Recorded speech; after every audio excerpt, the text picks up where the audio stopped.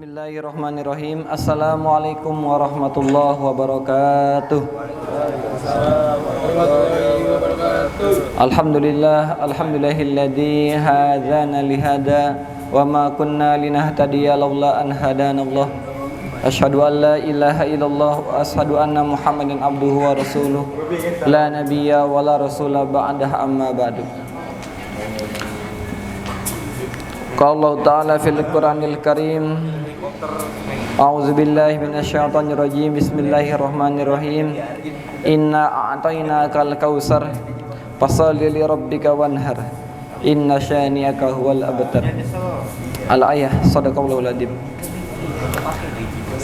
Pertama-tama yang paling utama dan yang harus kita utamakan, selalu kita panjatkan puja serta syukur kita ke hadirat Allah Subhanahu wa Ta'ala, yang mana berkat limpah kasih sayangnya, karunia-Nya yang begitu banyak, sehingga kita bisa beraktivitas seperti pada sedia kala, diberikan segala kesehatan jasmani dan rohani, sehingganya kita mampu melaksanakan sholat zuhur berjamaah di mushola yang penuh barakah ini. Amin amin ya rabbal alamin.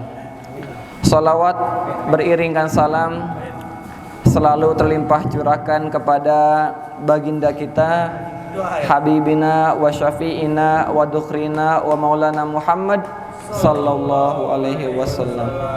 Allahumma sholli wa sallim wa barik alaihi. Jamaah yang berbahagia, ya. Jamaah sidang berbahagia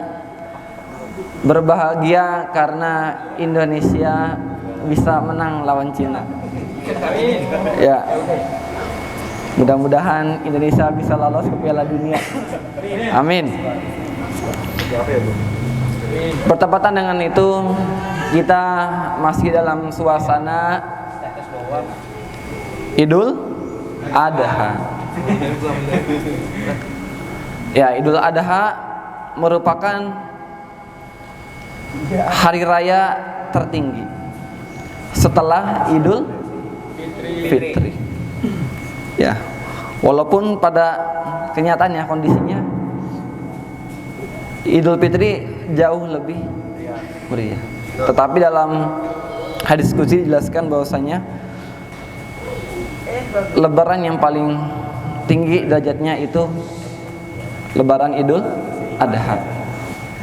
Nah, di dalamnya Idul Adha ada satu ibadah, yakni namanya ibadah berkurban. Kurban itu dilaksanakan pada tanggal 10 sampai dengan tanggal 13 Zulhijjah. Ya. Pelaksanaannya yaitu setelah kita melaksanakan sholat Idul Adha. Dalam Islam, berkurban itu istilahnya adalah al-udhiyah, yang berarti binatang sembelihan. Ya, seperti unta, sapi atau kerbau, kambing, dan lain-lain. Dalil atau perintah tentang disyariatkannya kurban itu tertuang dalam surat Al-Kautsar, yang berbunyi inna a'taina kal kautsar. Sesungguhnya kami telah memberikan kepadamu nikmat yang banyak. Fasholli li rabbika wanhar. Inna syani'aka huwal abtar. Maka dirikanlah salat karena Tuhanmu dan berkurbanlah. Karena keutamaan ibadah kurban itu adalah anjuran yang sudah Rasulullah praktekkan dari dulu. Ya, dari peristiwa Nabi Ibrahim yang dalam mimpinya akan menyembelih anaknya Nabi Ismail. tapi digantikan oleh seekor lembu atau sapi. Ya, jadi dari dulu ibadah kurban itu sudah banyak diajarkan, sudah dilakukan dari dahulu kala. Kemudian apa sih hukumnya dari berkurban?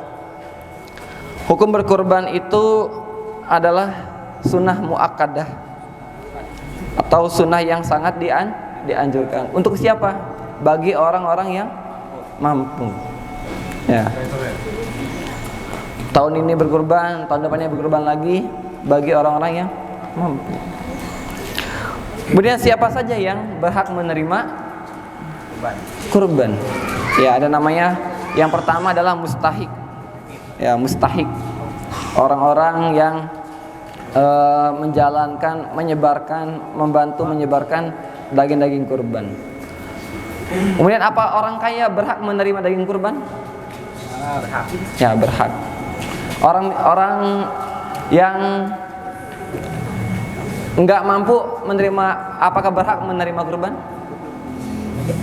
Berhak. Nah, ketika daging kurban itu didistribusikan kepada orang kaya, ya itu boleh. Kemudian apa ketika sudah disebarkan daging kurban itu, apa boleh dijual beli? Boleh nggak nih dijual beli si daging kurban itu?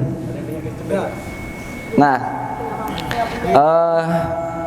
ada dalil yang menyebutkan bahwasanya kalau yang menerima itu adalah orang kaya, itu nggak boleh dijual. Tapi begitu yang menerimanya adalah orang-orang tidak mampu, itu boleh dijual daging kurban. Ya.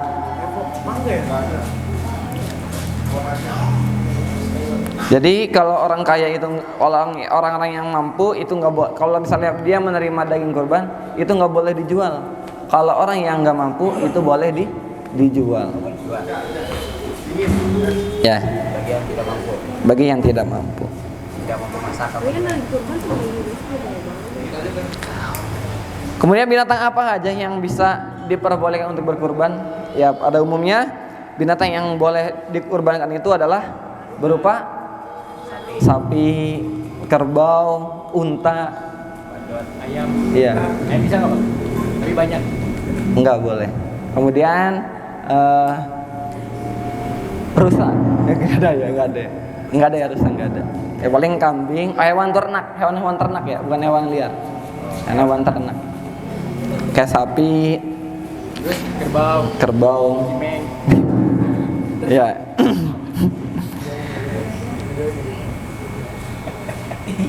Kemudian apa hukumnya dengan misalnya ada hewan kurban, kambing atau domba, itu yang dikebiri, apa hukumnya? Dikebiri. Itu hukumnya bagaimana? Apakah boleh hukum kambing yang dikebiri kemudian menjadi dikurban? Apa boleh? Ya, boleh kan? Boleh kan? Ya, dikebiri itu dihilangkan. Ya. Dihilangkan kemaluannya. Dihilangin, boleh sarafnya doang tadi. Oh. Diratain nggak tadi? Kalau sarafnya doang. Boleh nggak tadi?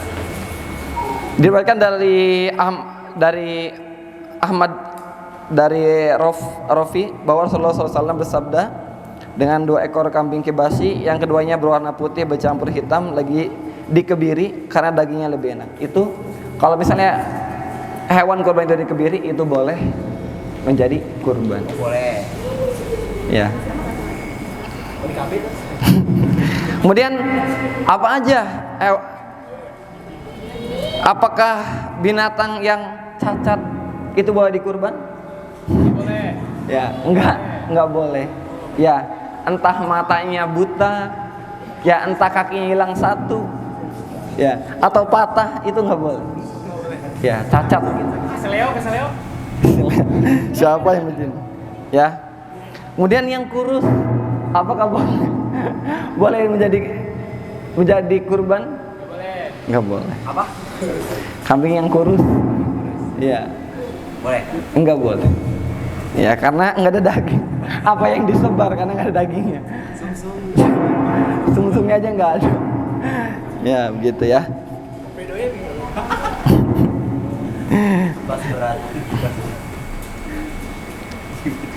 Kemudian yang asma atau yang tanduknya pecah atau hilang itu udah nggak boleh. Karena syarat dari korban juga harus benar-benar kambing itu dalam keadaan komplit. Iya. Iya. Nggak boleh. Nggak boleh ada cacat sekalipun. Ya, tapi cek satu nggak boleh. Nggak boleh. Iya. Paling yang nggak tahu kan kambing bisa ngomong atau enggak kan nggak tahu ya. Atau bisa denger atau enggak kan nggak bisa tahu. Kalau tanduknya patah sedikit doang itu harusnya. Nggak boleh juga gitu. Nggak boleh. Karena harus dalam keadaan sempurna. Itu ya. Kemudian kapan waktu penyembelihan kurban? Kurban itu diadakan pada tanggal 10 sampai 13 Zulhijjah. Ya, hari tasyrik. Kalau misalnya lewat dari tanggal yang sudah ditentukan, itu namanya bukan kurban, tapi namanya sedekah. Jatuhnya sedekah. Sedekah, bukan menjadi kurban. Kemudian bagaimana dengan kurban atas nama orang yang sudah meninggal? Apakah boleh? Boleh. Ya, kita khususkan kurban itu atas nama almarhum atau almarhumah yang sudah meninggal. Tinggal naikin dong ya. Tinggal naik. Stay.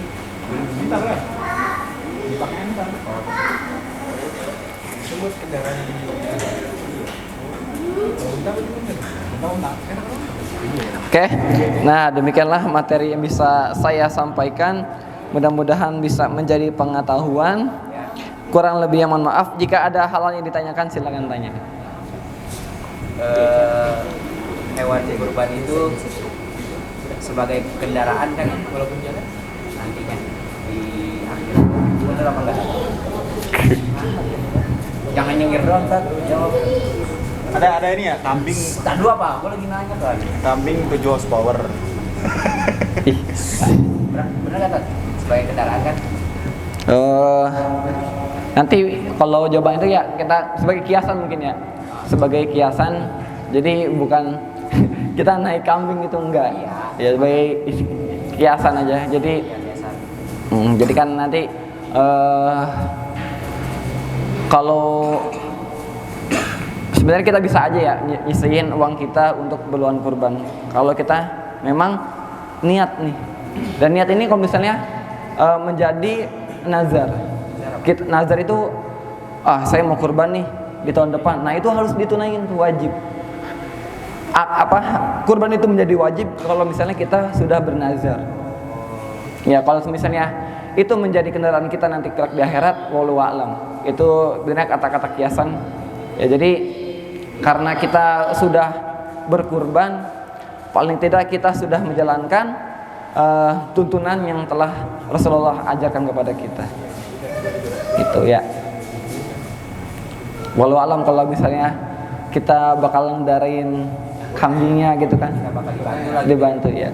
Bang, katanya kurban Lamborghini boleh nggak? Ya, enggak. Ya. kalau kurban kan wajib yang mampu ya. Hewan. Untungnya gimana? Lambangnya itu kan? Yuk. Terus Kalau kan wajib ya. Kalau dia mampu tapi dia nah itu yang dosa. ya kalau dia mampu tapi dia mau jualan gimana? Iya tuh, gimana tuh? Orang yang jualan kambing misalnya ya buat kurban. Ya kan dia paling enggak dia menyediakan. Pasti sih dia berkurban sih. Ada plus yang begitu. Iya. Pasti berkurban. Orang beli kambing banyak. Iya jualan malah dia mulai jualan. Nah itu salah. Jual kurban tapi nggak mampu. Iya pasti. Tar aja lah. Kalau orang yang udah Kalau kita jualan mobil nih. ya, logika. Ya, jualan mobil. Apa kita harus beli mobil? Asik. Hah? Iya harus. Jualan mobil. Tapi kita apa wajib beli mobil atau enggak? Wajib sih sebenarnya. Iya. Enggak juga sih. Kembali kalau misalnya dari niat dulu sih memang, dan diniatkan ya kurban ini diniatkan hanya untuk mencari keridhaan dari Allah Subhanahu wa taala. Gitu, jangan cuman buat pamer atau niatnya udah berbeda dari apa yang diajarkan oleh Rasulullah. Gitu. Kalau misalnya apa tadi tanya? Itu yang udah mati tapi Nah, dosa. Gitu. Bersamaan itu kayak misalnya haji. Haji itu kan wajib bagi yang mampu. Kita sudah ada tabungan, sudah ada kekuatan fisik, mental segala macam. Kita gak nunain haji, kita dosa. Karena dirasa kita udah mampu, tetapi kita ngerasa nggak mampu terus. Padahal uang tabungan emas udah berantakan kemana aja, nggak tahu di mananya. Ya, Kekayaan lah gitu ya. kaya lah. Tapi nggak mau haji itu salah. batasnya mampu itu apa tadi? Karena Iya. kan ada yang pas-pasan gitu mungkin. Ada yang apa kan dia pasti buat mikir lagi tuh. Apa ada DSR-nya gitu. Nah. Berapa kali lipat gitu Iya. dari uang sekarang. Kita kambing dulu. Patokan apa namanya, kemampuannya emang nggak ada alat ukurnya. Sekali lagi kita dirasa kita sudah ada kelebihan rezeki di situ. Kalau nggak dipaksain, ya pasti kita sebenarnya udah ada kewajiban di situ. Kita udah di level yang cukup untuk mencukupi untuk kebutuhan sehari-hari atau dalam sebulan. Masa kita nggak bisa menyisihkan harta kita itu bersedekah? Karena kan sejatinya berkurban juga kita sekaligus bersedekah. Karena orang Indonesia itu makan daging bisa kehitung per tahun itu, kalau di podcastnya ya, di podcastnya dokter siapa namanya? Tirta. Itu cuman konsumsi daging itu 2 kilo doang per tahun. 2 kilo per tahun.